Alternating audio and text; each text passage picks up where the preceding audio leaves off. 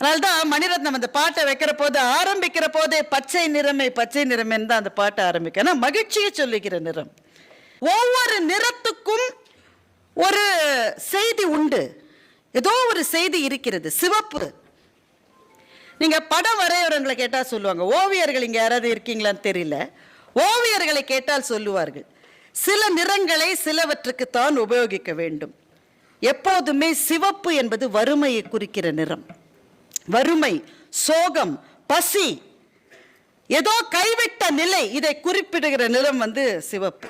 மஞ்சள் குறிப்பிடுவது சுபிட்சம், ரொம்ப நல்லா இருக்கு, எல்லாம் மங்களமா இருக்கு, நம்ம அதை தானே யூஸ் பண்றோம். மஞ்சள்.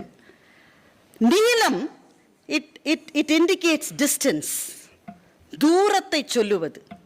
அது காலத்தின் தூரமாக இருக்கலாம், இடத்தின் தூரமாக இருக்கலாம், ஆனால் டிஸ்டன்ஸை சொல்லுகிற நிறம் ப்ளூ. கிரீன், கிரீன் மகிழ்ச்சியை சொல்லுவது. எப்போதுமே மகிழ்ச்சின்னா அது பச்சை தான்.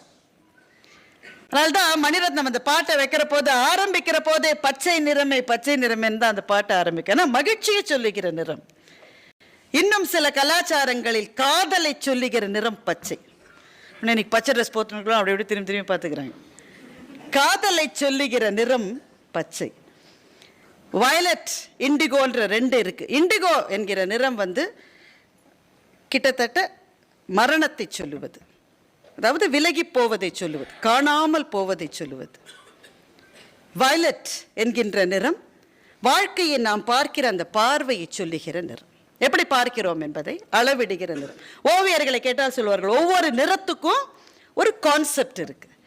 இப்போ வாழ்க்கைன்றது அப்படித்தானே இருக்கணும். இப்போ புது வருஷத்தன்னைக்கு நம்ம ஊர்ல எல்லாம் வாழை இலை போட்டு மாங்காய் பச்சடி வச்சு கூடவே வேப்பிலையும் வைப்பாங்க. அது ஆந்திராவில் ரெண்டுத்தையும் ஒன்னா போட்டே பச்சடி செய்வாங்க.